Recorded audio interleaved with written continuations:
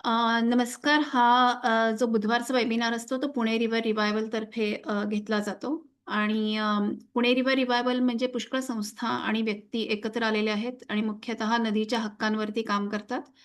आज आपल्याकडे आजचे जे वक्ते आहेत ते श्रीपाद धर्माधिकारी. नदी किंवा पाणी हा विषय असेल, त्याच्याशी तुम्ही काही जरी संबंधित काम केलं असेल तर तुम्हाला श्रीपाद धर्माधिकारी हे नाव डेफिनेटली माहीत असतं.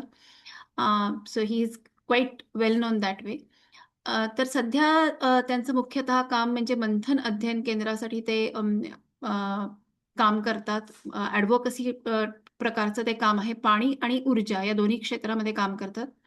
So Shripad is an IITian from IIT Powai आणि मग त्याच्यानंतर नर्मदा बचाव आंदोलनामध्ये 12 वर्ष पूर्णपणे कार्यकर्ता म्हणून काम केलं आणि त्याच्यानंतर आता मंथन अध्ययन केंद्राचं त्यांचं काम चालू आहे. त्याच्यामध्ये त्यांचं पुष्कळ ग्रासरूट लेव्हलला काम असतं आणि मला असं वाटतं की सध्या सबॅटिकल किंवा ब्रेक असं काहीतरी आहे आणि लिखाण करण्याचा विचार आहे.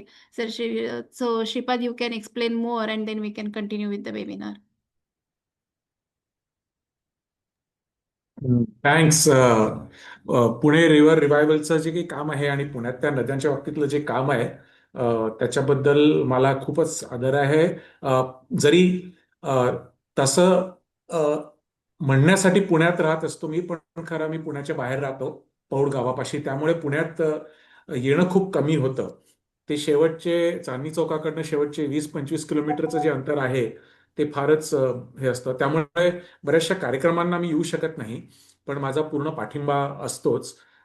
त्यामुळे आजच्या ह्या चर्चेमध्ये जे काही थोडंफार मला अ, मांडायचं आहे ते मांडण्याची एक संधी आहे. त्यामुळे मला फार आनंद होतोय आणि सगळे काय म्हणू, या क्षेत्रात कुठेतरी काम करणारे जोडलेले लोक आहेत. त्यामुळे कदाचित मी जे सांगितलं त्यातल्या बऱ्याचशा गोष्टी लोकांना माहिती असतील, काही नवीन असतील. तर मला वाटत मध्ये थांबवून की आता हे आम्हाला माहिती आहे, पुढे किंवा दुसऱ्या ह्याचा ही बाजू आपण मांडता येईल का, किंवा काही प्रश्न मध्ये असतील तर तसं थोडंसं इन्फॉर्मल ठेवायला काही हरकत नाही. झूम मध्ये थोडंसं इन्फॉर्मॅलिटीला जरा इतका सहज भाव नसतो, पण तरी आपण ठेवायचा प्रयत्न करू. प्राजक्ताने सांगितल्याप्रमाणे अ, नदी, पाणी आणि ऊर्जा याच्या भोवती माझं काम बरेच वर्षापासून आहे. आणि सध्या मी सबॅटिकल म्हणा किंवा थोडंसं सेमी सबॅटिकल असं मी म्हणेन. कारण पूर्णपणे काम नाही बंद केलं. पण मंथनच्या एक किंवा माझ्या एक कामाचा मोठा भाग म्हणजे अ, कोळसा आणि त्याचा पाण्यावरती काय परिणाम होतो, coal and its impact on water, हे आमचं गेले 15 वर्ष बरंच काम आहे. आणि त्याच्या संदर्भात त्याचे सगळे अनुभव एका हँडबुकच्या रूपाने लिहिणं, हे सध्या माझं काम चालू आहे.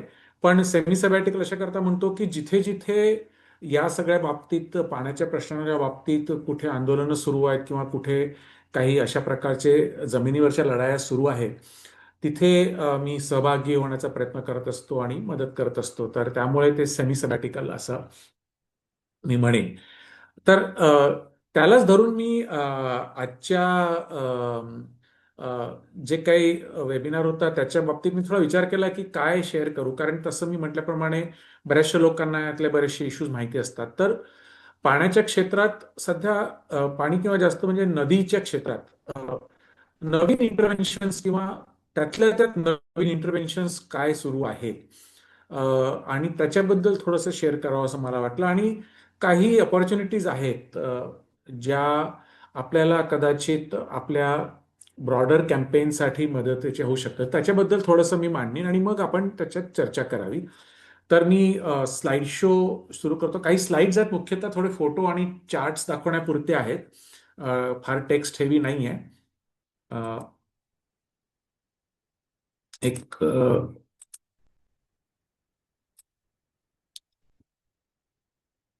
दिसतंय का स्क्रीन? अजून दिसायचं आहे. आला आला. हा, ते जरा थोडासा लॅग असेल. लॅग आहे थोडा. आणि हो, स्लाइड शो मोड, हा, स्लाइड शो मोड मध्ये ते जरा, हा, आलेलं आहे. त्याचा कव्हर कव्हर हा कव्हर स्लाइड दिसली की मला सांगा फक्त, म्हणजे मग मी ते. हो, दिसतीये. ओके. सो मी न्यूअर इंटरव्हेन्शन्स म्हटलं म्हणजे अगदीच नवीन नाही आहेत, कारण ह्या गोष्टी काही वर्षांपासून तरी चालू आहेत किंवा काही वर्षांपासून त्यांना जोर मिळाला आहे. पण अशातले काही इंटरव्हेन्शन जुने आहेत, पण त्याच्याबद्दल थोडंसं मांडणी करायची आहे मला.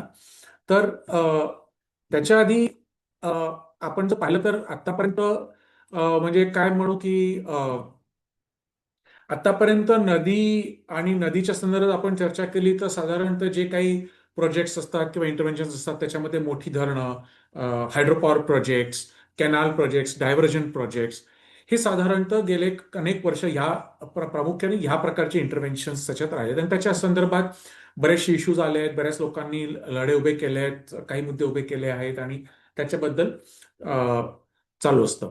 पण मागच्या एक 10-15 वर्षात जर पाहिलं तर काही वेगळ्या पद्धतीचे इंटरव्हेन्शन्स पण या नद्यांमध्ये आपल्याला दिसतात. तर ते काय आहेत? तर मी तीन प्रकारचे मला वाटतं म्हणजे मागच्या काही वर्षात बराच जोर पकडला आहे. एक म्हणजे रिव्हरफ्रंट डेव्हलपमेंट, जे आपल्याला म्हणजे सगळ्यांना पुण्यातल्या लोकांना तर अगदी चांगलंच माहिती असेल, कारण पुण्यामध्ये एक फार जोरदार लढा सुरू आहे. आणि आतापर्यंत आपण नदीचं पाणी घेत होतो डायव्हर्जन्समधनं किंवा धरणांमधनं, पण आता नदीची जमीन पण घेणं सुरू आहे, विशेषतः नदीच्या काठावरची जमीन. अर्थात हे काही जमीन घेणं हे नवीन नाही आहे. विशेषतः इंडो गँजेटिक प्लेन्समध्ये जे नद्या आहेत त्याच्यामध्ये एम्बँकमेंट्स, फ्लड कंट्रोलच्या नावाने एम्बँकमेंट्स हा एक फार मोठा इंटरव्हेन्शन प्रकार आहे.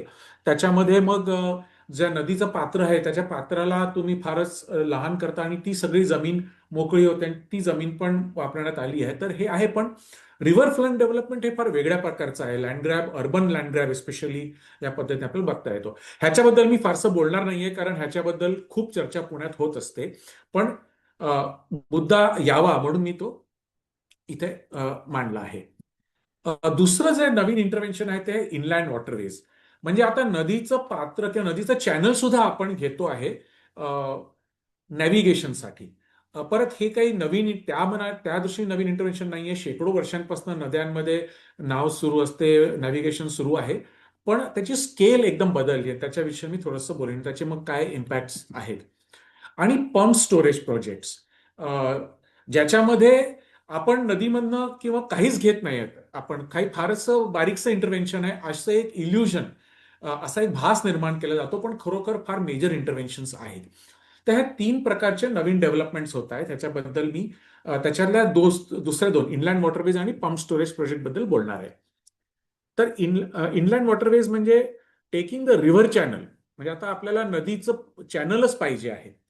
तर नॅशनल वॉटरवेज, आता इनलँड वॉटरवेज म्हणजे काय की नद्यांमधनं नॅव्हिगेशन, पण नॅशनल वॉटरवेज ह्याला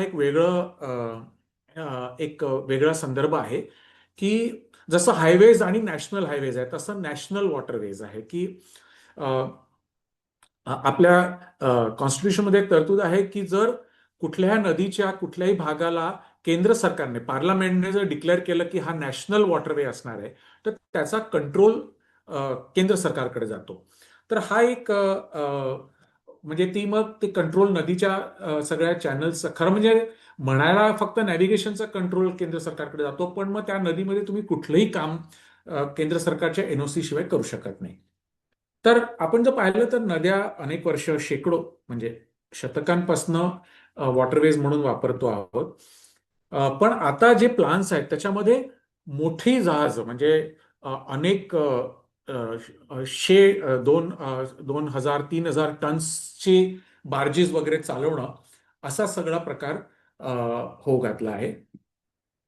2016 मध्ये मी म्हटलं त्याप्रमाणे पार्लमेंटने लॉ पास केला, नॅशनल इनलँड वॉटरवेज ऍक्ट, आणि 111 नद्यांना किंवा नदीच्या स्ट्रेचेसना त्यांनी नॅशनल वॉटरवे म्हणून डिक्लेअर केलं. आधी 5 होते, म्हणजे बऱ्याच वर्षापूर्वी पासनं 5 नद्यांना म्हणजे गंगा, ब्रह्मपुत्रा, अजून काही होते, त्यांना डिक्लेअर केलं होतं नॅशनल वॉटरवेज, पण त्याच्यामध्ये फारशी काही डेव्हलपमेंट झाली नव्हती, म्हणजे नुसतं नावापुरतं ते होतं.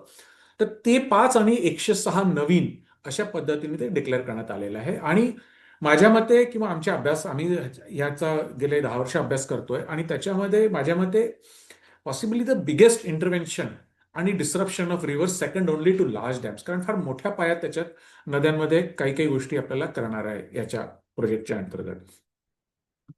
तर हा जो मॅप आहे हा जुना मॅप आहे. ह्याच्यामध्ये आधीचे 5 हे दाखवले आहेत waterways. National waterway 1 Ganga, national waterway 2 Brahmaputra, Mahanadi आहे आणि केरळमध्ये आहे, आणि गोदावरी इकडे अजून काही म्हणजे कोस्टल आंध्र आणि याच्यामध्ये आहे. असं हे आधीचं होतं. पण आता जे आहे ते हा प्लान आहे. म्हणजे याच्यामध्ये जे रूट्स सगळे दाखवले आहेत, हा मॅप आम्ही तयार केलाय त्यांच्या लॅटलॉंग आणि ह्याच्यावरनं.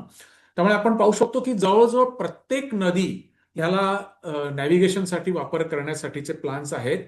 विशेषतः इकडचे जे राजस्थान वगैरे मधले आहेत, लुणी आणि हे सगळं म्हणजे ज्यामध्ये पाणी पण नाहीये अशा नद्यांचा सुद्धा मोठ्या प्रमाणावरती त्याचं आयोजन ह्याच्यामध्ये आहे. आता नॅशनल वॉटरवे म्हणजे एखाद्या नदीला वॉटरवे जर करायचं असलं तर त्याच्यासाठी काय लागेल आपल्याला. तर सर्वात मुख्य म्हणजे ज्या स्केलचे त्यांना बार्जेस वगैरे चालवायचे आहेत आणि कार्गो आणि ट्रान्सपोर्ट करायचं त्याच्यामध्ये 2 ते 3 मीटरची खोली पाहिजे त्या चॅनलची, आणि साधारण तर 40 ते 45 मीटरची रुंदी पाहिजे. आता खरं म्हणजे एवढी रुंदी, लांबी आणि एवढी डेप्थ आपल्या फार कमी नद्यांमध्ये असते. त्यामुळे मग ते चॅनलची ती डेप्थ करण्यासाठी लार्ज स्केल ड्रेजिंग त्यांना करावं लागणार आहे. नद्यांमध्ये, एश्युरीजमध्ये सगळीकडे मोठ्या प्रमाणात ड्रेजिंग करावं लागणार आहे. म्हणजे नदी पात्रात खोदणं मोठ्या प्रमाणात. आणि ते एक वेळा करून चालणार नाही, कारण आपल्याकडे नद्यांमध्ये गाळ येत असतो, सिल्ट येत असते. त्यामुळे हे वारंवार करत राहावं लागणार आहे. काही ठिकाणी ती डेप्थ मिळवण्यासाठी बार्जेस पण त्यांना करावे लागतील. नद्यांना सरळ करावं लागेल, कारण नद्या जर वळणदार असल्या तर त्याच्यामध्ये नॅव्हिगेशनला थोडा त्रास होऊ शकतो, स्पीड कमी होऊ शकते, खर्च वाढू शकतो. म्हणून रिव्हर्स स्ट्रेटनिंग करण्याचे प्लान्स आहेत आणि चॅनलायझेशन. त्यामुळे म्हणजे सोपं करणं, इज ऑफ हे. तर आपण विचार करू शकतो की ह्या सगळ्या प्रकारचे इंटरव्हेन्शन जर नद्यांमध्ये केले तर त्याचे काय परिणाम होतील. आता हे एक बार्ज आहे, हे एक ड्रेजर आहे. हा ड्रेजिंग करतोय आणि ड्रेजिंग करून जी सगळी सिल्ट आहे ती बाहेर नाही टाकत. बरेच वेळा कधी कधी टाकतात, कधी कधी बरेच वेळा नदीत दुसरीकडे टाकतात, कारण ते स्वस्त पडतं. त्यामुळे ती परत येऊन काही दिवसात परत त्या चॅनलमध्ये बसणार. तर आता इनलँड वॉटरवेज मध्ये जे आहे त्यातल्या आणखी 1-2 महत्वाच्या गोष्टी म्हणजे नॅव्हिगेशन आणि नद्यांचा वापर पॅसेंजर्ससाठी किंवा कार्गोसाठी, माल वाहतूक करण्यासाठी करणं हे म्हणजे चुकीचं नाही. हे होत आहे, वर्षानुवर्ष होत आहे, आणि त्याचा जर स्थानिक लोकांना आणि तिथल्या लोकांना फायदा झाला तर ते करावं, त्याच्यात काही हे नाहीये. पण आज जे प्लान्स आहेत त्याच्यामध्ये स्थानिक लोकांना काही स्थान नाहीये. त्याच्याबद्दल मी 1-2 मिनिटं बोलणार आहे. आणि सर्वात महत्वाचं म्हणजे जे प्रत्येक इंटरव्हेन्शन असतं हल्ली त्याला एन्व्हायरमेंट फ्रेंडली म्हणून ह्याला प्रोजेक्ट केलं जातं. तर ह्याच्याबद्दलही इनलँड वॉटरवेजला एन्व्हायरमेंट फ्रेंडली म्हणून प्रोजेक्ट केलं जातं, कारण त्याच्यामध्ये कमी इंधन वापरलं जातं. त्यामुळे ते एन्व्हायरमेंट फ्रेंडली आहे, क्लायमेट फ्रेंडली आहे, सगळंच. म्हणजे आम्हाला लँड एक्वायर नाही करावी लागत वगैरे. पण it is basically a hype. It is not environment friendly at all, आणि चीप पण नाही आहे. एक पटण्याचं वॉटरवे आहे पुण्यामध्ये. अ, ह्याच्यामुळे नद्यांना खूप सिरियस थ्रेट्स आहेत. अ, आणि नद्यांना पण आहे, आणि नदीवरती जे लोक अवलंबून आहेत, ज्यांच्या जीविका, ज्यांचे लाईव्हलीहुड त्याच्यावरती आहेत, त्यांना पण फार मोठं नुकसान होण्याची शक्यता आहे. शक्यता नाही, होतच आहे. जिथे जिथे आम्ही पाहिलं तिथे तिथे. आणि मी म्हटल्याप्रमाणे सध्याचा प्लान जो आहे त्याच्यामध्ये मोठे मोठे जे औद्योगिक हे आहेत, कॉर्पोरेट्स आहेत किंवा अशा मोठ्या लोकांसाठी हे प्लान्स केल्यात आहेत. त्याच्यामध्ये स्थानिक लोकांचा कुठेही स्थान नाही की मग लहान जहाज किंवा लहान बार्जेस किंवा लहान बोटी असतील, त्याची वाहतूक, त्यांच्याबद्दल थोडी सोय असावी, नाही. उलट ह्या सगळ्यांना बाजूला करून ह्यांना मोठी जहाजं चालवण्यात येणार आहे.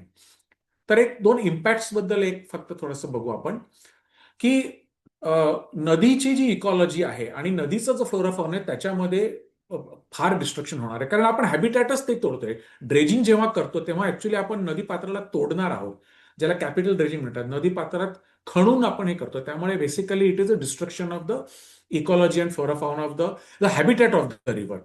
दुसरं म्हणजे ड्रेजिंग करताना किंवा जी मोठी मोठी जहाजं चालतात त्याच्यामध्ये टर्बिडिटी खूप वाढते. त्याच्यामुळे साऊंड वाढतो. त्याच्यामुळे या सगळ्याच्यातनं ऑइल, लुब्रिकंट्स असं सगळे पोल्युटंट्स पण बाहेर पडतात आणि त्याच्यामुळे अ, तिथली जी काही फ्लोरा फाउना आहे आणि विशेषतः फिश आहे त्यांना खूप मोठा प्रॉब्लेम होतो. आणि साधारणतः जो अनुभव पाहिलाय की त्याच्यामध्ये जिथे जिथे हे सगळं वॉटरवेज चॅनल जे नॅव्हिगेशन चॅनल चालतं तिथनं मासे सगळे दूर पळून जातात तिथनं. आणि त्याचा सरळ सरळ इम्पॅक्ट ज्या मासेमारी करणारे कम्युनिटी आहेत त्याच्यावरती होतो. हे सगळीकडचे अनुभव आहेत. आम्ही बऱ्याच ठिकाणी स्टडी केलंय. गंगेत केलं आहे, हावडाच्या जवळ केलं आहे, आपल्याकडे धरमतरच्या साईडला केलं आहे, बऱ्याच ठिकाणी केरळमध्ये पाहिलं आहे. जिथे जिथे होतं तिथे तिथे हा इफेक्ट होतो. दुसरं म्हणजे अ, बरेच वेळा नदीतली जी सर्वात खोल जागा असते तेच नॅव्हिगेशनसाठी त्यांना हवी असते आणि तीच जागा फिशिंगसाठी चांगली असते. तर तिथे सेफ्टीच्या नावाखाली मासेमारी बंद करण्यात येते किंवा त्यांना तिथे मासेमारांना तिथे येऊ दिलं जात नाही, कारण तुमची सेफ्टीसाठी तुम्ही तिथे यायचं नाही. किंवा त्यांनी तिथे जाळं लावली असली तर ती जाळी नेट्स जे असतात त्या बोटीमुळे तुटतात. त्यामुळे वेगवेगळ्या पद्धतीने फिशिंग लाईव्हलीहुड्स बऱ्यापैकी त्या भागात संपतात. कंटिन्युअस वेव्ह ऍक्शनमुळे रिव्हर बँक्सचं इरोजन होतं. जे ड्रेजिंग होतं त्याच्यामध्ये सिल्ट जी जमा झाली असते त्याच्यामध्ये काही कंटॅमिनंट सेटल झाले असतात ते परत नदीमध्ये रिलीज होतात. आणि जो कार्गो आहे आपल्याकडे ज्याच्यामध्ये जो कार्गो जाणार जे माल वाहतूक होणार आहे त्याच्यामध्ये प्रचंड मोठ्या प्रमाणात कोळसा आणि फ्लाय ॲश आहे. तर त्यामुळे त्याच्यामुळे पोल्युशन होऊ शकतं किंवा होत आहे किंबहुना ऑइल लीक्समुळे होतं. आणि अ, बरंचसं ह्यातलं जे आहे अ, माल वाहतूक ही कोस्टल एरियामध्ये पण होणार आहे. कारण त्याचा प्लान जो आहे त्याच्यामध्ये कोस्टल पोर्ट्स जे आहेत त्याला कनेक्ट करून ती सगळं माल इनलँड मध्ये आणायचा, आतल्या भागात आणायचा. त्यामुळे कोस्ट आणि एस्च्युरी ह्या भागामध्ये हे फार मोठे इंटरव्हेन्शन्स आहेत. आणि आपल्याला माहिती आहे की एस्च्युरीज आणि डेल्टाज जे आहेत they are some of the most sensitive ecosystems. त्यामुळे हे फार मोठ्या प्रमाणात एक डिस्ट्रक्टिव्ह इंटरव्हेन्शन आहे. इनलँड वॉटरवेज बद्दल इथे अजून एक गोष्ट सांगायची म्हणजे एवढं त्याचं इम्पॅक्ट असताना निदान एक एन्व्हायरमेंट क्लिअरन्स प्रोसेसमध्ये किंवा एन्व्हायरमेंट इम्पॅक्ट असेसमेंट केल्यानंतर काही होईल असं आपल्याला वाटत असेल तर नाही. ही ग्रीन असल्यामुळे थोडीशी हातचालाखी करून एन्व्हायरमेंटल क्लिअरन्स प्रोसेसच्या पूर्णपणे ह्याला बाहेर काढण्यात आलेलं आहे. म्हणजे EIA नोटिफिकेशनमध्ये क्लिअरली ड्रेजिंग असं म्हटलेलं आहे. वॉटरवे हा शब्द वापरलेला नाहीये. एन्व्हायरमेंट मिनिस्ट्रीची एक टीम आहे, त्यांनी एक कमिटी होती, त्यांनी रेकमेंड केलं होतं की वॉटरवे हे एक नवीन ऍक्टिव्हिटी आहे तर त्याला आपण EIA नोटिफिकेशनमध्ये सामील करावं. पण ते काही त्यांनी केलं नाही. ते तर केलं नाहीच नाही, पण ड्रेजिंग त्याच्यात इन्क्लूड केलं आहे, पण त्याला सरासर बाजूला सारून त्यांनी आधी गंगा वॉटरवेला एन्व्हायरमेंट क्लिअरन्सची गरज नाहीये हे म्हणजे नोटिफिकेशन म्हणा काहीतरी करून त्यांनी ऑफिस मेमोरंडम करून घेतलं, कारण तो प्राईम मिनिस्टरचा काय म्हणून फ्लॅगशिप प्रोजेक्ट आहे. आणि डिसेंबर 2017 मध्ये मिनिस्ट्री ऑफ एन्व्हायरमेंटने एक ऑफिस मेमोरंडम काढलं की एन्व्हायरमेंट क्लिअरन्सची गरजच नाहीये ड्रेजिंगसाठी. पण त्याचं एकूण इंटरप्रिटेशन त्यांनी असं केलंय की कुठलाच EIA किंवा एन्व्हायरमेंट क्लिअरन्सची गरज नाहीये. तर ही ह्याची एक परिस्थिती वॉटरवेज या इंटरव्हेन्शनची आहे. पंप स्टोरेज बद्दलही मला वाटतं थोडंसं मी बोलून घेतो आणि मगच आपण प्रश्नोत्तराकडे वळू, नाहीतर मग ते कदाचित थोडं डिस्टर्ब होईल. नक्कीच नक्कीच आपण अ, जास्त वेळ घेऊ शकतो, काही प्रश्न नाही. हा नाही, एक एक 5 मिनिटच लागते, जास्त वेळ नाही घेणार मी. एक 5 मिनिट उशीर सुरू केलं तर 5 मिनिटं थोडंसं पुढे जाऊ शकेल एवढंच. अ, आता नद्यांमध्ये दुसरं जे इंटरव्हेन्शन आहे ते पंप स्टोरेज या पद्धतीचं आहे. तर पंप स्टोरेज प्रोजेक्ट्स म्हणजे काय आहे?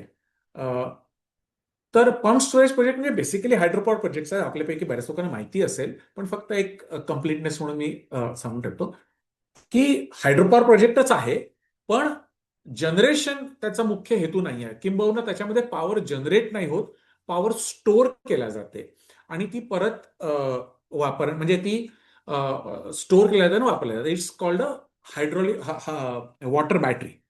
ह्याच्यामध्ये काय आहे की दोन रिझर्व्हायर्स असतात. एक एका हाईटला असतो आणि एक खाली असतो.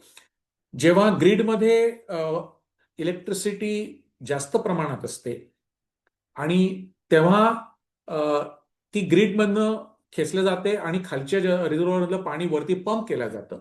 आणि जेव्हा ग्रीडला गरज असते पॉवरची जास्त पीक रिक्वायरमेंटसाठी, तेव्हा ते वरनं सोडलं जातं. त्यामुळे तेच पाणी वर खाली सर्क्युलेट होत राहतं.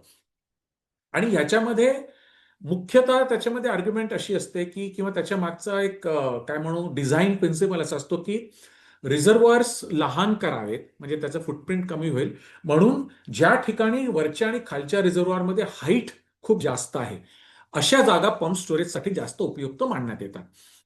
कारण त्याच्यामध्ये आपल्याला माहिती आहे की energy store is equal to total water into height. तर हे पंप स्टोरेज प्रोजेक्टच्या मागचा प्रिन्सिपल आहे. आणि हे काही नवीन नाही, ही खूप जुनी कन्सेप्ट आहे. थोड्याफार प्रमाणात आधी आपल्याकडे पंप स्टोरेज प्रोजेक्ट करण्यात आले होते, पण आता मागच्या 3-4 वर्षात we have seen a whole deluge of new projects. आणि मी थोडेसे आकडे दाखवेन. अ, आता हे एवढे नवीन प्रोजेक्ट येण्याच्या मागे कारण काय आहे, तर रिन्युएबल एनर्जीला ग्रीडमध्ये इंटिग्रेट करता यावं म्हणून आपल्याला पंप स्टोरेजची गरज आहे असं सांगण्यात येतं. आणि काही अंशी ते खरंही आहे, म्हणजे स्टोरेजची गरज आहे. म्हणजे थोडक्यात होतं काय, अगदी फार सिम्पलिस्टिक पद्धतीने सांगितलं तर आपल्याकडे सध्या मोठ्या प्रमाणात सौर ऊर्जा, सोलर एनर्जी जनरेट होत, सोलर इलेक्ट्रिसिटी जनरेट होते आहे आणि ती चांगली गोष्ट आहे.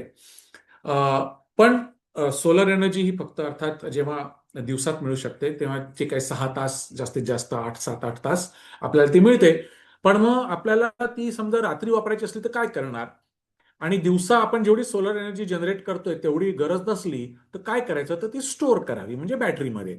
आणि सध्या आपल्याकडे स्टोरेज म्हणजे ज्याला आपण घरी इन्व्हर्टर वापरतो तशी बॅटरी वापरतो, तसं लार्ज स्केल किंवा ग्रीड स्केल स्टोरेज जे आहे ते फक्त दोनच आहेत व्हायबल ॲट दिस पॉइंट. एक पंप स्टोरेज प्रोजेक्ट्स आणि एक लार्ज बॅटरीज. आणि लार्ज बॅटरीज नव्याने खूप डेव्हलप होत आहेत, तर खूप मोठ्या प्रमाणात त्याच्या किमती कमी होत चालल्या आहेत. पंप स्टोरेज ही जुनी टेक्नॉलॉजी आहे. तर आता मोठ्या प्रमाणात पंप स्टोरेजला परत एक ऊत आला एका प्रकारे, कारण सगळ्यांचं म्हणणं आहे की रिन्युएबल एनर्जी खूप जनरेट होते, त्याला स्टोअर करायला पंप स्टोरेज पाहिजे. पण जरी वरकरवी हा हेतू असला तरी खरं म्हणजे कन्व्हेन्शनल हायड्रो पॉवर प्रोजेक्ट्समध्ये खूप कमी ऑपॉर्च्युनिटीज झाल्यात, कारण त्याच्यामध्ये खूप प्रॉब्लेम्स आहेत आणि त्याची कॉस्टही खूप हाय आहे.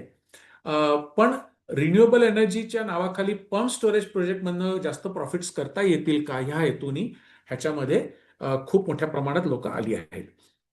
ज्याला एका अर्थाने काही लोकांना आठवत असेल की 15-20 वर्षापूर्वी अरुणाचल आणि नॉर्थ ईस्टमध्ये मोठ्या प्रमाणात हायड्रो पॉवरसाठी एमओयू साईन करण्यात आले होते. तेव्हा जयराम रमेश पर्यावरण मंत्री होते, त्यांनी एमओयू व्हायरस त्याला नाव दिलं होतं. तसं हे पीएसपी व्हायरस एक नवीन आलंय असं आपल्याला म्हणता येऊ शकेल. आणि गंमत अशी की ह्याच्यातले बरेचसे प्रोजेक्ट्स वेस्टर्न घाट, सह्याद्री सारख्या खूप सेन्सिटिव्ह एरियामध्ये आहेत. हे आपल्यासाठी विशेषतः महाराष्ट्र, कर्नाटका, केरळमध्ये आपण जे लोक आहोत ह्यांच्यासाठी एक खूप महत्वाचं हे आहे. तर काही आकडे बघू. किती प्रोजेक्ट्स अंडर कन्स्ट्रक्शन आहेत, तर आतापर्यंत म्हणजे एक अगदी 3-4 वर्षापूर्वीपर्यंत टोटल ऑपरेशनल प्रोजेक्ट्स किंवा टोटल कन्स्ट्रक्शन प्रोजेक्ट्स जवळजवळ 5,000 मेगावॉटचे होते, 8 प्रोजेक्ट्स. आणि याच्यामध्ये मुख्यतः कसं होतं की स्टँड अलोन पीएसपी प्रोजेक्ट्स नव्हते, म्हणजे सेपरेट पंप स्टोरेज म्हणून केलेले प्रोजेक्ट्स नव्हते. ह्याच्यामध्ये मुख्यतः हे मोठी धरणं आहेत त्याच्यामध्ये पंप स्टोरेज ऑपरेशन करायचं असं त्याच्यात इन्क्लूड करतो. जसं सरदार सरोवरमध्ये आहे, नर्मदा प्रोजेक्टमध्ये सरदार सरोवर धरणामध्ये जो सर्वात मोठं हायड्रो पॉवर कंपोनंट आहे ते एक पंप स्टोरेज प्रोजेक्ट पण आहे.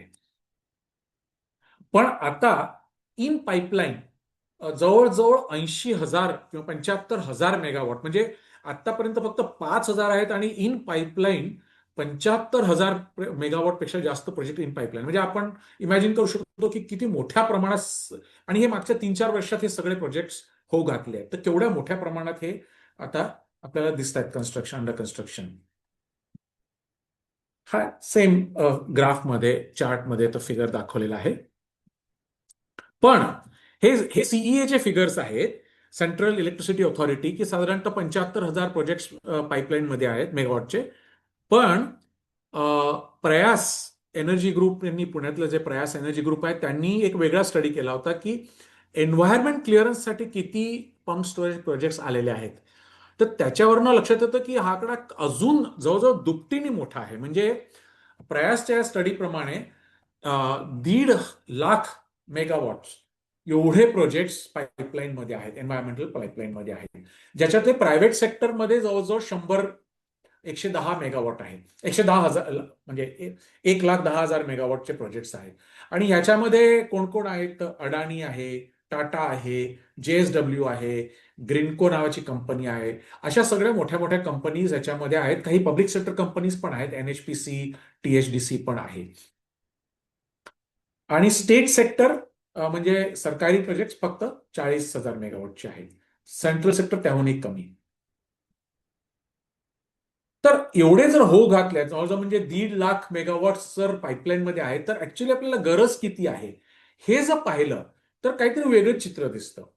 की सेंट्रल इलेक्ट्रिसिटी ऍक्टनी 2023 मध्ये नॅशनल इलेक्ट्रिसिटी प्लॅन केला होता. पुढच्या 10 वर्षात किती आपल्याला इलेक्ट्रिसिटी लागणार आहे, किती त्यात किती पंप स्टोरेज लागणार आहे. तर 2032 पर्यंत जे PSP म्हणजे पंप स्टोरेज प्रोजेक्ट लागणार आहेत ते जास्तीत जास्त 32,000 मेगावॉट. पण पाईपलाईनमध्ये जवळजवळ 1.5 लाख मेगावॉट आहे. म्हणजे एकूण ज्या पद्धतीने हे झालेलं आहे, आणि बॅटरी स्टोरेज जास्त लागणार आहे असं त्यांचं प्रोजेक्शन आहे, कारण बॅटरी चीपर आहे. लागणार आहे म्हणजे त्यांनी प्लॅन केलाय की इतकी आपण करू. तर हे एका समरी चार्टमध्ये जर आपण पाहिलं तर actual requirement pump storage project की किती आहे, तर 32,000 मेगावॉट. अकॉर्डिंग टू सीईए किती कॅपॅसिटी पाईपलाईनमध्ये आहे, तर जवळजवळ 76,000 मेगावॉट. आणि अकॉर्डिंग टू एन्व्हायरमेंट क्लिअरन्स पाईपलाईनमध्ये किती आहे, तर 1.5 लाख मेगावॉट आहे. म्हणजे एकूण आपण पाहतो की जेवढी गरज आहे त्यापेक्षा कितीतरी मोठ्या प्रमाणात हे प्रोजेक्ट होऊ घातले. त्याच्यामध्ये रिस्क आहे की त्यांना लँड अलॉट होईल, त्यांना पाणी अलॉट होईल, आणि मग ते प्रोजेक्ट कदाचित येणार नाहीत कारण गरज तेवढी नाहीये. तर त्याचं काय होईल? त्याच्यासाठी खोदकाम केलं जाईल, त्यासाठी रस्ते बांधण्यात येतील. तर त्याचे आता पण हे प्रोजेक्ट जे आहेत ह्याच्याबद्दल आपण इम्पॅक्ट बद्दल बघू आणि मग मी थांबतो. काय आहे क्लेम्स आणि रियालिटीज? तर सर्वात पहिला क्लेम आहे की इट इज ग्रीन, कारण आपल्याला सोलर एनर्जी स्टोरेजसाठी त्याची गरज आहे. पण वस्तुस्थिती अशी आहे की ह्याच्यातले बरेचसे काही सोलर एनर्जीनीच पॉवर होते असं नाही. कोल बेस्ड पॉवर जी इलेक्ट्रिसिटी जनरेट होते ती सुद्धा स्टोअर करून त्याच्यात वापरता येऊ शकते. आणि केवळ सोलर इलेक्ट्रिसिटी त्यांनी स्टोरेजसाठी वापरली म्हणून काय त्याचे बाकी इम्पॅक्ट नाहीसे होत नाहीत, त्याचे इम्पॅक्ट राहतातच. दुसरा त्याचा क्लेम असा आहे की रिझर्व्हॉयर्स त्याचे खूप लहान साईजमध्ये असतात, त्यामुळे त्याचा इम्पॅक्ट फार कमी आहे. पण रियालिटी ऍक्च्युली त्याची खूप वेगळी आहे, कारण हे जे प्रोजेक्ट्स आहेत खूप संवेदनशील क्षेत्रात आहेत. पश्चिम घाटात तर आहेतच आहेत, पण इतरही ठिकाणी जसं मी म्हटलं की मुख्यतः आपल्याला हाईट जास्त हवी असते. त्यामुळे हे जास्तीत जास्त हिली एरियामध्ये, जिकडे डोंगर दऱ्या आहेत त्या भागांमध्ये जास्त आहेत. आणि तिथे जंगल ही जास्त असतं, सेन्सिटिव्ह एरिया असतो. त्याच्यामुळे त्याचे इम्पॅक्ट खूप जास्त आहेत. म्हणजे रिझर्व्हायर जरी आकाराने लहान असले तरी एवढेही लहान नसतात. आणि मुख्य म्हणजे तिथे त्या भागात पोचायसाठी जे काही रस्ते बांधावे लागतात, टनलिंग करावं लागतं, मोठ्या प्रमाणात टनल्स बांधावे लागतात, ह्या सगळ्याचा फार मोठ्या प्रमाणात तिथे इम्पॅक्ट होणार आहे. आणि हे आपण पाहिलं आहे की फ्रॅगमेंटेशन, इकोसिस्टमचं फ्रॅगमेंटेशन होईल, ग्राउंड वॉटर डिसरप्शन होतं टनलिंगमुळे, बरेचसे इम्पॅक्ट त्याच्यामुळे होतात. पुढचा त्याचा क्लेम आहे की आम्ही पाणी कुठलंच वापरत नाही, फक्त सर्क्युलेट करतो, कारण खालचं पाणी वर टाकतो आणि तेच पाणी खाली करतो, त्यामुळे इतर कुठल्याही नदीच्या पाण्याच्या ह्याला इम्पॅक्ट होत नाही. पण हे अगदी चुकीची एक समज आहे, कारण रियालिटी काय आहे की जे तुम्ही पाणी खालनं वर वरनं खाली फिरवता ते त्या पंप स्टोरेजच्या उपयोगासाठी राखीव होऊन जातं. It becomes reserve for that, कारण ते तुम्ही दुसरीकडे वापरू शकत नाही. आणि त्यामुळे इतर उपयोगांपासून तेवढं पाणी कमी होतं होतं आणि होतच. आणि विशेषतः पावसाळ्यानंतर हा प्रश्न खूप जास्त बिकट होऊ शकतो. आणि ह्याच्यामुळे अनेक काय म्हणू कॉन्फ्लिक्ट निर्माण होऊ शकतात. दुसरं म्हणजे इव्हॅपोरेशन लॉस तर होतच असतो दोन्ही रिझर्व्हॉयर्समधनं, त्यामुळे पाणी वापरलं जातं, अगदीच वापरलं जात नाही असंही नाही, आणि इव्हॅपोरेशन लॉस पण हा बऱ्यापैकी होऊ शकतो. दुसरं म्हणजे बरेच वेळा पंप स्टोरेज ऑपरेट करायसाठी तुम्हाला डेड स्टोरेज लेवल उंचावावे लागते, म्हणजे जास्त पाणी रिझर्व्हॉयरमध्ये डेड स्टोरेजमध्ये राखीव ठेवावं लागतं. आता साताऱ्याजवळ तारळीला पंप स्टोरेज प्रोजेक्ट आहे, त्याचा आम्ही अभ्यास करतोय. त्याच्यामध्ये हे आपल्याला दिसतं की डेड स्टोरेजची लेवल वाढवली आहे, त्यामुळे आधी जेवढं पाणी काढता येतं त्याच्या कमी पाणी रिझर्व्हॉयरमध्ये काढता येतं. त्याच्यामुळे ड्रॉडाऊन ॲग्रिकल्चरलाही प्रॉब्लेम येऊ शकतो. आणि कंटिन्युअस सर्क्युलेशन जेव्हा तुम्ही वर खाली करता तेव्हा डेली चेंज होतो, फ्लक्च्युएशन होतं रिझर्व्हॉयरच्या लेवलमध्ये. त्याच्यामुळे पण इम्पॅक्ट इकॉलॉजीवर त्रास होऊ शकतो, कारण एक स्टडी लेवल राहत नाही, ते सारखं रोजच्या रोज वर खाली होत असतं. सकाळी एक लेवल असतं, संध्याकाळी दुपारी एक, परत वर परत खाली. तर हे वेगवेगळ्या पद्धतीचे खूप इम्पॅक्ट त्याच्यामध्ये होतात. ऍटलिस्ट हायड्रो पॉवर प्रोजेक्ट असल्यामुळे आतापर्यंत तरी ह्याला एन्व्हायरमेंट क्लिअरन्स आणि याची गरज आहे. पण जसं सगळीकडे होतं, अ, अ, चुकीचे रिपोर्ट्स, खोटे रिपोर्ट्स बनवले जातात, रिपोर्ट्स इनएडिक्वेट असतात, त्याला काही फारसं महत्व होत नाही, हे सगळे प्रकार आपल्याला पाहायला मिळतात. तर एक दोन उदाहरणं देऊन बंद करतो की याच्यामध्ये काय चाललंय. अ, हे अ, हा मॅप एक निर्मला गौडा म्हणून आहेत बेंगलोरच्या, त्यांनी तिथल्या कर्नाटकमधल्या पंप स्टोरेज प्रोजेक्टवरती बरंच काम करतायत. त्यांनी हा मॅप तयार केला आहे, आणि अ, मुख्यतः काळी बेसिन, शरावती, अ, हे सगळे जे सेन्सिटिव्ह एरियाज आहेत किंवा रिव्हर बेसिन आहे, इथे सगळीकडे पंप स्टोरेज प्रोजेक्ट होऊ घातले आहेत. तर त्याच्यावरती बऱ्यापैकी कॅम्पेन पण तिथे सुरू आहे, आम्ही पण त्याचा भाग आहोत. हा त्याचा मॅप आहे, म्हणजे वी कॅन जस्ट सी की सँक्च्युरीज आहेत, इतर प्रोटेक्टेड फॉरेस्ट आहे, या सगळ्यामध्ये हे पंप स्टोरेज होऊ घातले आहेत. यामध्ये एक प्रश्न पडतो की जर आपल्याकडे गरज 32,000 मेगावॉट्सची आहे, 1.5 लाख मेगावॉट आपल्याकडे पाईपलाईन मध्ये आहे, तर कमीत कमी जे खूप सेन्सिटिव्ह एरियामध्ये आहे त्याला तरी आपण घेऊ नये. पण 30 प्रोजेक्ट्स बऱ्यापैकी पुढे येत आहेत. अ, ही एक तारळी, जे साताराजवळ मी म्हटलं तारळी मध्ये पंप स्टोरेज हो घातलाय, तिथे एक तो अडाणीचा प्रोजेक्ट आहे. तिथल्या लोकांचा आता प्रोटेस्ट सुरू आहे. त्यांच्याकडे म्हणजे एन्व्हायरमेंटचा तो प्रॉब्लेम आहेच, पण त्या पंप स्टोरेजमुळे जे पाणी राखीव होणार आहे त्याच्यामुळे त्यांच्या इरिगेशनला खूप मोठा धोका निर्माण होणार आहे, असं त्यांचा एक म्हणजे भीती आहे, आणि ती आकड्यावरनं खरी खरी वाटते. तर तिथे प्रोटेस्ट चालू आहे, कॅम्पेन चालू आहे, त्याचे हे काही हे आहेत. तर असे हे पंप स्टोरेजचा इंटरव्हेन्शनचा एकूण एक चित्र आहे, थोडक्यात म्हणण्याचा प्रयत्न केलाय. मला असं वाटतं प्राजक्ता इथे थांबावं, पुढचं सेक्शन कदाचित आपल्याला वेळ असेल तर पुढच्या याच्यात घ्यावा, कारण थोडं मला वाटतं चर्चा आणि याला वेळ मिळाला तर बरं होईल.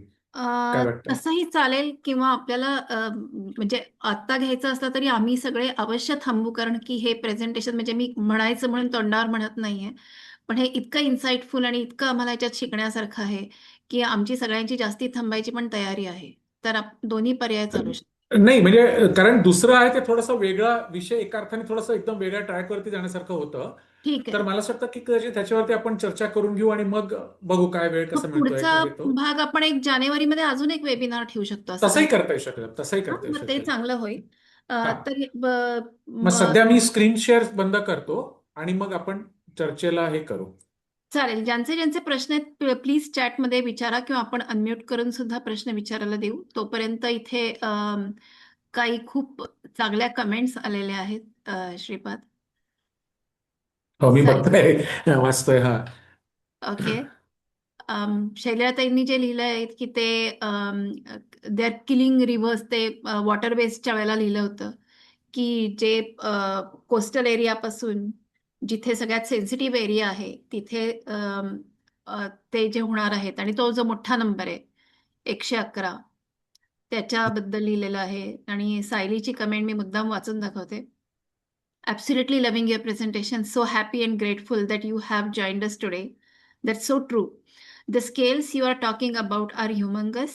Regarding skirting ECEI immediately reminded me of the recent studies and discussion around WTE plants in Maharashtra and elsewhere. अगदी बरोबर आहे. बरोबर आहे, अगदी बरोबर आहे. ओके. आता पहिला प्रश्न आहे की what is the solution? Should ongoing pump storage projects be scrapped? तर माझ्या मते किंवा ऍक्च्युली ह्याच्यामध्ये जे काही बरेचसे एफर्ट्स चालले आहेत त्या पंप स्टोरेजच्या मी म्हटल्याप्रमाणे एक दोन कॅम्पेन्सचा पण मी पण भाग आहे आणि 3-4 महिन्यापूर्वी कर्नाटकमध्ये शरावतीला धरून पण वेस्टर्न घाट्समध्ये प्रोजेक्टबद्दल मीटिंग झाली होती. तर सगळ्यांचं एकूण म्हणणं असं आहे की पंप स्टोरेज नकोच असं काही भूमिका घेण्याची गरज नाही आहे. पण पंप स्टोरेज प्रोजेक्ट आपण कमीत कमी ज्या भागामध्ये सेन्सिटिव्ह भाग नाही, संवेदनशील क्षेत्र नाही आहे, जिथे कमीत कमी नुकसान होणार आहे, अशा ठिकाणी आपण घ्यावेत. आणि जे मी आकडे दाखवले त्याच्यामध्ये दिसतं की we have a lot of choice. आपल्याकडे चॉईस नाही असातला भाग अजिबात नाही आहे. तर त्या दृष्टीने ते प्लॅनिंग व्हायला पाहिजे. पण ते प्लॅनिंग सध्या कशा वेगळ्या प्रकारे होते. महाराष्ट्र गव्हर्नमेंट म्हणतो आम्ही सगळ्यांशी एमओयू साईन करणार आहोत. अडाणीशी 5 प्रोजेक्टचा एमओयू साईन केला, टाटाशी 5 प्रोजेक्टचा एमओयू साईन केला, तिकडे मध्य प्रदेश गव्हर्नमेंटने एमओयू साईन केले. अशा पद्धतीने ते अनरेग्युलेटेड पद्धतीने चाललंय, ज्याच्यामध्ये एन्व्हायरमेंट हा कन्सर्न नाहीये. तर तो कन्सर्न एक सेंट्रल कन्सर्न म्हणून जर आपण आणला, विशेषतः याला ग्रीन प्रोजेक्ट म्हणून जर आपण म्हणतोय, तर मला वाटतं that is the way to go. त्याच्यात असं आणि काही अर्थात मग त्याच्यामध्ये एकच मिनिट. असं काही आहे का की हा. सेन्सिटिव्ह एरिया मधले पंप स्टोरेज हे प्रायोरिटीनी होतात कारण त्यानिमित्ताने तिथे रस्ते बांधून विकास करता येईल असं काही आहे का? असं म्हणजे एक लॉजिक देण्यात येतं, पण म्हणजे हिमालयात विशेषतः वगैरे असं ते म्हणत होते की हायड्रो पॉवर प्रोजेक्ट्समुळे विकास येईल, पण ते काय विकास येण्यासाठी ते प्रोजेक्ट आणण्याची काही गरज नाही आहे. कारण तिथल्या लोकांना पण त्याची खूप भीती आहे. म्हणजे आता तारळीचं उदाहरण द्यायचं तर तिथे जो वर रिझर्व्हॉयर बांधण्यात येत आहे, अपर रिझर्व्हॉयर, त्याच्यामुळे लोकांना असं वाटतंय की आमचे वॉटर रिसोर्सेस इम्पॅक्ट होणार आहेत. आणि त्या त्यांना आता ज्या ठिकाणानं पाणी मिळतंय त्याच्यावरती ते रिझर्व्हॉयरची कन्स्ट्रक्शन सुरू होणार किंवा झालं आहे, तर त्यांना वाटतं की त्याच्यामुळे त्यांचं पाणी कट होणार आहे.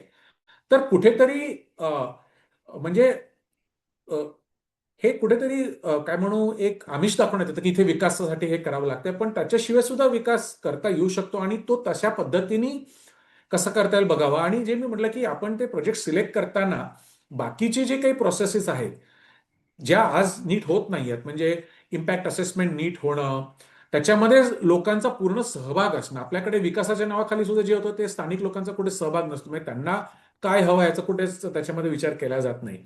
तर हा फार महत्वाचा प्रश्न आहे. आता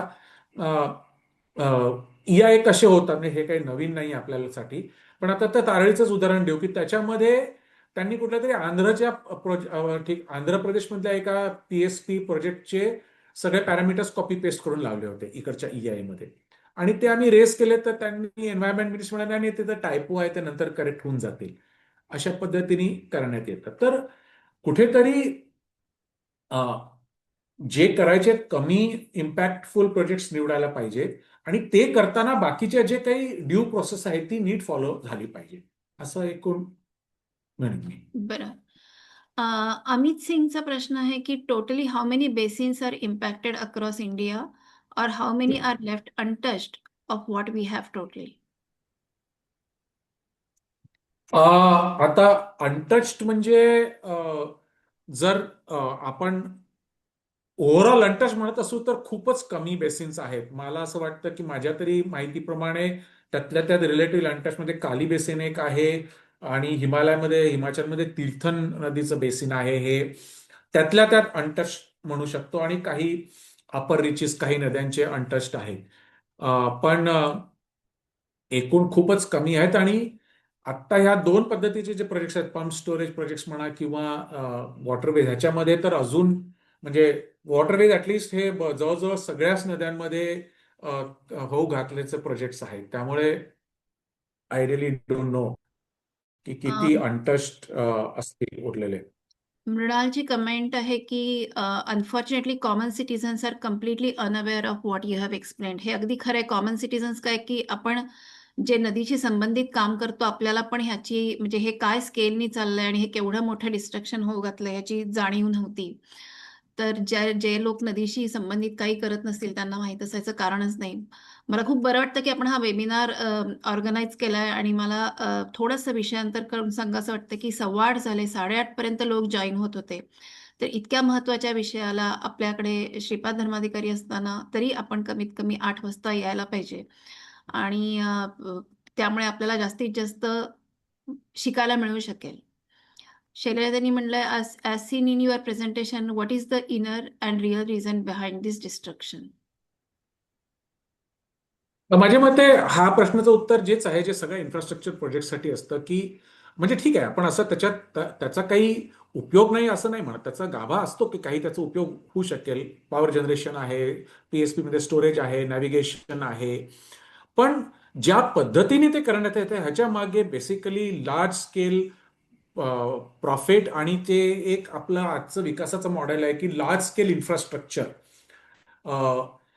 हे हे हे हे जे काय म्हणून ह्याचं जे काही चित्र असतं की ओनली दॅट इज डेव्हलपमेंट हा ही प्रोसेस पुढे आणि बिग प्रॉफिट्स म्हणजे त्याच्यामध्ये आता वॉटरवेजचं जे आहे त्याच्यामध्ये सुद्धा आम्ही जे काम केलंय आम्ही बऱ्याच ठिकाणी त्याचा खूप डिटेल अभ्यास केलाय जे एक्झिस्टिंग प्रोजेक्ट्स आहेत त्याचे ऑल्टरनेटिव्ह कन्सेप्ट आहेत तर एक चित्र दिसतं की नॅव्हिगेशन हे खूप चांगलं होऊ शकतं पण त्याचा जर त्याला जे ह्या पद्धतीने डिझाईन केलं की स्थानिक लोकांना त्याचं जास्त म्हणजे त्यांना केंद्रात ठेवून जर केलं किंवा त्यांच्या गरजा जर केंद्रात ठेवून केलं आत्ता जे नॅव्हिगेशन होते स्मॉल स्केलवरती त्याच्यामध्ये सेफ्टी आणि ह्याचे फीचर्स एफिशियन्सीचे फीचर्स आपण करायला मदत केली तर त्या पद्धतीने पण तो फार वेगळ्या विकासात ते विकासाचं फार वेगळं मॉडेल आहे वेरएज तुमचं आत्ता जे मॉडेल त्याने ह्यूज केलं एक उदाहरण मी देतो की गंगामध्ये जेव्हा वॉटरवे लॉन्च केला तेव्हा नॅशनल वॉटरवे 1 5,500 कोटीचा प्रोजेक्ट म्हटला फ्लॅगशिप प्रोजेक्ट प्राईम मिनिस्टरचं प्रोजेक्ट वर्ल्ड बँकेने त्याच्यात पैसे दिले आणि we will have so many barges going वगैरे असं सगळं केलं आणि त्याच्यामध्ये 3 मल्टी मॉडल लार्ज टर्मिनल्स आम्ही कन्स्ट्रक्ट करू असं त्यांनी म्हटलं पहिलं वाराणसीमध्ये दुसरं साहिबगंजमध्ये आणि तिसरं हावडाजवळ तर त्याच्यामध्ये हावडाच नाही त्याच्या थोडं खाली तर वाराणसी प्रोजेक्टचं इनॉग्रेशन वाराणसी त्या ह्याचं इनॉग्रेशन प्राईम मिनिस्टरनी केलं त्याला आज 5-6 वर्ष झाले आणि त्याचा आम्ही इनॉग्रेशनच्या आधी अभ्यास करत होतो त्याची वायबिलिटी अजिबात नाहीये म्हणत होतो त्याचा प्रोजेक्ट की it will annually handle 3 million tons of cargo असं सगळं चित्र होतं मोठा जहाज मल्टी मॉडल आहे त्यामुळे एकीकडनं मागच्या साईडनी रेल्वे येईल इकडनं शिप्स येतील ट्रान्सफर रोड हायवे त्याला टच होईल त्याच्यामध्ये बऱ्याचशा लोकांच्या जमिनी गेल्या आत्ता 3 मिलियन टन्स त्याच्यामध्ये अॅन्युअल कार्गो हँडल करण्यात सांगत होतं आतापर्यंत 300 टन्स मिलियन नाही 300 टन्स कार्गो त्याच्यामध्ये मॅक्सिमम हँडल झालेला आहे तर हे जे काही आपल्याकडे आहे ना की काहीतरी असं मोठं चित्र उभं करायचं त्याचा वायबिलिटीचा विचार नाही करायचा कारण इन्व्हेस्टमेंट मोठं चित्र असं कुठेतरी त्याच्या मागे आहे पंप स्टोरेजमध्ये सुद्धा it's the same kind of thing which is coming up तर lure of high profits land grab कुठेतरी हा पण त्याच्यामध्ये मोठा इश्यू आहे नंतर 2 कमेंट्स आहेत. एक अमित सिंगची कमेंट आहे, "if it isn't necessary, why have it at all? आणि don't batteries provide a better alternative." मला वाटतं की व्हाय हॅव इट ॲट ऑलचं आत्ताच उत्तर दिलं गेलंय. आणि बॅटरीज सो ह्या हा हा नाही तर ह्याच्यामध्ये why have it at all म्हणजे कसं आहे की स्टोरेजची गरज आहे हे आपण नक्कीच मान्य करायला पाहिजे म्हणजे इलेक्ट्रिसिटी स्टोरेजची गरज आहे विशेषतः जर आपण जास्तीत जास्त सोलर एनर्जीकडे जर जास्तीत जास्त वळणार असू तर दॅट इज अ रियालिटी की ते 6 तास आहे आणि आपल्याला 8 तास 6-8 तास ते मिळेल तर मग बाकीच्या वेळेस काय करायचं पण it has to be a balance thing आता बॅटरी काय सध्या तरी battery is emerging as a much better choice 2-3 कारणांमुळे एकतर कसं आहे की बॅटरीजमध्ये इट इज बिकमिंग चीपर म्हणजे आजच्या घडीला सुद्धा आता large scale battery storage is becoming cheaper than pump storage आणि पंप स्टोरेज प्रोजेक्टमध्ये लीड टाइम आज प्रोजेक्ट सुरू केला तर 5 वर्षानंतर 6 वर्षानंतर त्याची हे सुरू होईल ऑपरेशन सुरू होईल तोपर्यंत बॅटरीचे प्राइसेस अजून कमी झाले असतील so that's a big advantage दुसरं बॅटरी इज मॉड्युलर तुम्हाला 1 मेगावॉटची 5 मेगावॉटची 50 मेगावॉटची लावता येते त्यामुळे आज आणि लवकर येते जेस्टेशन पिरियड त्याचा जो आहे तो 1 वर्ष 2 वर्षाचा आहे त्यामुळे तुम्हाला खूप आधीपासून प्लॅन नाही करावा लागत आता पंप स्टोरेज सारखं तुम्ही जर प्लॅन केलं की 10 वर्षानंतर किंवा 5 वर्षानंतर मला इतकी गरज आहे, त्याच्यासाठी आजपासून तुम्ही काम केलं आणि तेव्हा तुम्हाला लक्षात आलं की एवढी गरज नाहीये, तर you get a stranded asset. तसं ह्याच्यामध्ये नाही, तुम्हाला कॅलिब्रेट जास्त इझिली करता येतं. आणि शेवटचं म्हणजे लोकेशन तुम्हाला चांगली निवडता येते. म्हणजे तुम्हाला पंप स्टोरेजसाठी तुम्हाला हाईट पाहिजे, अमुकच ठिकाणी रिझर्व्हायर बनवता येईल, असं सगळं आहे. ह्याच्यासाठी तसं नाहीये, तुम्ही कुठेही लावू शकता. तुम्हाला सोयीची जागा निवडू शकता, चांगली कमी इम्पॅक्टवाली जागा निवडू शकता. पण दुसरीकडे वी मस्ट ऑल्सो अंडरस्टँड की बॅटरीजमध्ये end of the life issues येऊ शकतील, रिसायकलिंगचे इश्यूज येऊ शकतील. बॅटरीमध्ये जे क्रिटिकल मिनरल्स वापरण्यात येतात, लिथियम आहे, दुसरे आहेत, त्याच्यासाठी मोठ्या प्रमाणात मायनिंग होत आहे, त्याचे इम्पॅक्ट्स आहेत. So there is no technology or no infrastructure which is zero investment, zero impact. हे आपल्याला लक्षात घेऊन त्या दृष्टीने प्लॅनिंग केलं पाहिजे. Judicious mix of both of them with a due process, की कमीत कमी इम्पॅक्ट मिनिमायझेशन आणि स्थानिक लोकांचा त्याच्यामध्ये पूर्ण सहभाग, ह्या धर्तीवरती तसं प्लॅनिंग केलं पाहिजे. आणि ओव्हरऑल मिनिमायझेशन ऑफ काय म्हणून अल्टिमेटली किती आपण एनर्जी यूज करणार आहोत ह्याचा सुद्धा कुठेतरी विचार आपल्याला करावा लागेल. नाहीतर मग ते किती यूज करत गेलं तर मग आपल्याला जेवढे पंप स्टोरेज बिल्ड करायचे तेवढे लागतीलच, आणि बॅटरी पण लागेल आणि अजून काही लागेल. सो ह्या दृष्टीने 3 लेयर्समध्ये विचार करावा लागेल. स्पेसिफिक प्रोजेक्ट्स, थोडंसं जास्त वायडर प्लॅनिंग, आणि एक अल्टिमेट प्लॅनिंग आपलं काय दृष्टीने बघायचं. पुढचा प्रश्न पण मला वाटतं घेऊ शकतो. Waterways have always shone as green transport, Mrinal वैद्यांचा आहे. हा, घेऊ ना तो. राईट. हो हो, नक्कीच. Waterways have always been shone as green transport which is accepted by masses. तर बरोबर आहे, पण काय असतं की हा एक जो काही म्हणजे एक काय म्हणू एक नॅरेटिव्ह असतो. जसं hydro power is also suppose to be clean, तर का तर त्याच्यानं धूर निघत नाही. कोळसा जाळला की धूर निघतो, कार्बन उत्सर्जन होतं, म्हणून त्याला क्लीन नाही म्हणायचं. आणि हायड्रो पॉवर जरी तो फॉरेस्ट सबमर्ज केले, नदीचं सगळं इकोसिस्टम डिस्ट्रॉय केले, तरी it becomes green. Same is with waterways. वॉटरवेजला ग्रीन म्हणण्याचं कारण काय आहे? तर मी जे सुरुवातीला सांगितलं की फॉर एक्झाम्पल त्यांचं म्हणणं आहे की तेवढ्या टन किलोमीटर कार्गो शिफ्ट करायला, मूव्ह करायला कमी इंधन लागतं. But that is actually not true also. ते काही कंडिशन्समध्ये ते कमी लागतं. अदरवाईज रोड ऍक्च्युली कम्पेअर केलं तर रेल्वेजच्या साठी कम्पेअर केलं तर खूप काही फरक नाहीये. रोड ट्रान्सपोर्ट आणि वॉटरवेज कम्पेअर केलं तर नक्कीच फरक येतो. पण navigation channel, river navigation channels create करायला मोठ्या प्रमाणात रिव्हर इकोसिस्टम तुम्हाला संपवावी लागेल. या स्केलवरती जर करायचं असेल, म्हणजे 2,000-3,000 टन्सचे जर बार्जेस चालवायचे असेल तर त्यासाठी, तर it is not a green transport. आणि हे जे आहे नॅरेटिव्ह आहे, मंथननी आम्ही बऱ्याचदा याच्यावरती काम केलंय आणि we have tried to show this myth of green is not really correct. आणि एक वेगळ्या स्केलवरती केलं तर इट कॅन बिकम बेटर किंवा लेस इम्पॅक्टफुल. झिरो तर नाही होणार, हे तर आपण मान्य करायलाच पाहिजे. तर मला हा त्याचा वाटतं नॅरेटिव्ह भाग आहे. पुढच्या प्रश्नाचं झालेलं आहे उत्तर, की ते पुन्हा एकदा बॅटरी आणि पंप स्टोरेज बद्दल आहे. आणि मग त्याच्या पुढचा प्रश्न आहे, की is there any study of the requirements in local areas for pump storage projects? What do people want? मला वाटतं हे पण झालेलं आहे, की लोकल लोकांना पाणी कमी मिळतं. त्यांना इरिगेशनसाठी पाणी कमी पडतं. त्यामुळे त्यांची काही तशी मागणी नाही आहे.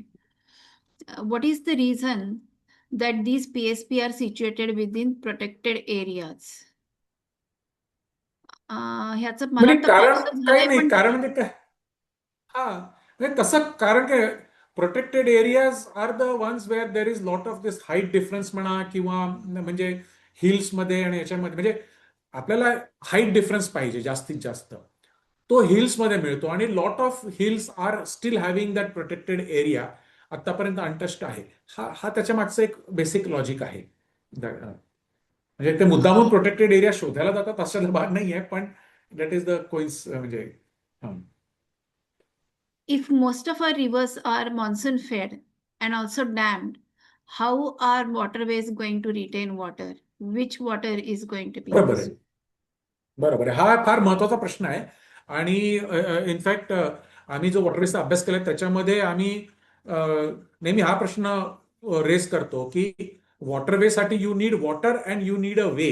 आणि आपल्या नद्यांमध्ये दोन्ही नाही आहे बऱ्यापैकी. म्हणजे एस्पेशली पेनिन्सुलर नद्यांमध्ये नॉन मॉन्सून याच्यामध्ये पाणी नसतं. तर तुम्ही मग काय करणार? तुम्ही वे पण नसतो, कारण चॅनल लहान होतात. मग तुम्ही टू क्रिएट द वे तुम्ही चॅनल खोदता, ड्रेजिंग करून तुम्ही चॅनल निर्माण करता आणि वॉटर आणण्यासाठी मग बरेचसे प्रयत्न करतात. त्याच्यामुळे काय होतं की बरेच वेळा तुम्ही मोठ्या नदी पात्रात लहान चॅनल करून आसपासचं पाणी त्याच्यात केलं तर नदीमध्ये एक लहान चॅनल फ्लोईंग राहील, त्या डेप्थचा एक लहान चॅनल फ्लोईंग राहील. पण बाकीच्या पात्रातनं मग तुम्ही पाणी त्याच्यात डायव्हर्ट कराल, कारण ऑलरेडी पाणी कमी आहे. किंवा वरची जी धरणं आहेत त्या धरणातनं मग तुम्ही पाणी सोडाल. एकीकडे म्हणजे कधी कधी ते हे म्हणतात की वॉटरवेसाठी आता आम्ही वरच्या धरणातनं पाणी सोडणार नाही, तो ई फ्लो झाला. सो इट इज अगेन म्हणजे त्याला ते ग्रीन वॉश करण्याचा प्रयत्न. आणि ultimately some of it is hype. म्हणजे बऱ्याचशा पेनिन्सुलर नद्यांमध्ये तर अशा प्रकारचे वॉटरवेज चालवणं बऱ्यापैकी अशक्य आहे. हे परत काय आहे की युरोपमधल्या आयडियाज त्यांनी त्या डायरेक्ट इकडे ट्रान्सपोर्ट करण्याचा प्रयत्न केलाय की आम्ही त्याच्यामध्ये लॉक्स अँड गेट्स करू. पण आपल्याकडच्या धरणांच्या उंची ज्या पाहिल्या तर लॉक्स अँड गेट्स केवढे होतील, आणि लॉक अँड गेट ऑपरेशन करायला तुम्हाला प्रत्येक वेळी तेवढं पाणी खाली सोडावं लागेल. सो दॅट त्याचा कुठेच तसा अभ्यास केला नाहीये. त्याच्यामुळे काय होणार आहे, जे आम्ही पाहतोय की ह्यांचे जे ग्रँड प्लान्स आहेत त्याच्यापैकी बऱ्यापैकी प्लान्स अनवायबल आहेत. इनफॅक्ट काही काही ते आता बाहेरही येते, गव्हर्नमेंट स्वतः म्हणते की नाही हे वायबल नाही, ही स्ट्रेच वायबल नाहीये. पण वॉटरवेजचं सध्या कॉन्सन्ट्रेशन जे दिसत आहे एफर्ट्सचं, एकतर ज्या उत्तरेतल्या नद्या आहेत, ज्या पेरेनियल एका अर्थाने किंवा स्नोमेल्ट फेड आहेत, गंगा बेसिन आहे, ब्रह्मपुत्रा बेसिन आहे, ह्याच्यामध्ये मोठ्या प्रमाणात होत आहे. आणि दुसरं कोस्टल एरियामध्ये जिकडे एस्च्युरिन नद्या आहेत किंवा टायडल इन्फ्लुअन्स आहे, तिथे कारण टायडल इन्फ्लुअन्स असल्यामुळे आणि एस्च्युरी असल्यामुळे, नदीचं एस्च्युरी असल्यामुळे तिथे पाणी बऱ्यापैकी असतं, कारण सगळं पाणी वरनं तिथपर्यंत जमा होतं. आणि these are the most sensitive areas. त्याच्यामुळे तिथे सध्या फार मोठ्या प्रमाणामध्ये जे वॉटरवेजचं काम चालू आहे हे सगळ्या अशा एरियाजमध्ये चालू आहे. तर दॅट इज द थिंग. पुढचा प्रश्न आहे की are pump storage project centrally driven or state driven? मला वाटतं हा पण झालाय, पण ते चार्ट पाहिला होता की प्रायव्हेट प्लेयर्स किती आहेत, सेंट्रल किती आणि स्टेट किती आहे. तर स्टेटचा वाटा मला वाटतं सेंट्रल पेक्षा जास्त आहे आणि प्रायव्हेटचा सगळ्यात जास्त थोडं आहे. जास्त आहे. हम्म. प्रायव्हेटचा ह्यूज वाटा आहे. Isn't battery transferring mining damage to remote places? हे पण पार्शली आपण उत्तर दिलेलं आहे की पूर्ण क्लीन टेक्नॉलॉजी कुठलीच नाहीये. Complete disregard of the local communities, their local exclusion right from the start is a common factor across all such projects. Can we बरोबर start आहे. Absolutely injecting yes. minimalism as a solution in such discussions? पाहिजे म्हणजे मला जर मी जरा प्रश्न समजलो तर मिनिमॅलिझम एका अर्थाने की मला असं वाटतं की कुठेतरी आपल्याला हा प्रश्न विचारायच लागणार की ultimately how much energy or electricity do we really need, किंवा वी नीड पेक्षा अल्टिमेटली आपण किती वापरणार आहोत. कारण आपण त्याला काही कॅप नाही घातली तर मग हे सगळंच करावं लागेल आपल्याला. कुठल्याच म्हणजे there is no trade off or there is no balance then. त्यामुळे हा प्रश्न कुठेतरी आपल्याला विचारावाच लागणार आहे, कारण झिरो इम्पॅक्ट इंटरव्हेन्शन कुठलंच नाही. आपण सोलर एनर्जी आपल्याला माहिती असेल बऱ्यापैकी. आता सोलर एनर्जी आपण म्हणतो की चांगली आहे आणि बऱ्यापैकी मोठ्या प्रमाणात सोलर एनर्जीसाठी आपल्याकडे प्रोजेक्ट्स येत आहेत. पण त्याच्यामुळे बरेचसे प्रॉब्लेम्स होत आहेत. लँड ग्रॅबचा प्रॉब्लेम आहे, इकोसिस्टम फ्रॅगमेंटेशनचा प्रॉब्लेम येत आहे, ग्रासलँड आणि सो कॉल्ड वेस्टलँडचा वापराचा प्रॉब्लेम आहे. बऱ्यापैकी त्याच्यामध्ये खूप इश्यूज येत आहेत. सो ते बॅलन्स करायचं असेल तर कुठेतरी हा प्रश्न आपल्याला विचारावाच लागणार आहे. आणि I think it is important that discussion. म्हणजे मी जर मिनिमलिझमचा अर्थ समजलोय बरोबर तर माझ्या मते हा तसाच असा अर्थ आहे. आहे, कारण आय त्यांनी डोंट नो. पुढे लिहिलेलं आहे की if you use less energy materials and train everyone to use correct. Won't that help. So तोच अर्थ आहे. येस. आणि ऍब्सोल्युटली. मला वाटतं आपले प्रश्न आणि वेळ संपत आलेली आहे. मी मगाशी म्हटलं तसं की हे खूपच महत्वाचं डिस्कशन आहे. आम्ही अजून 1 तासही एक्स्ट्रा थांबलो असतो. इतका आजचा आम्हाला शिकायला मिळाला वेबिनार. आपण पुढचा हे अवश्य घेऊया. अजून एक सेशन जानेवारीमध्ये घेऊ पुढच्या विषयावरती. आणि मला आशा आहे की त्यावेळेला आम्ही सगळे वेळेवरती जॉइन होऊ.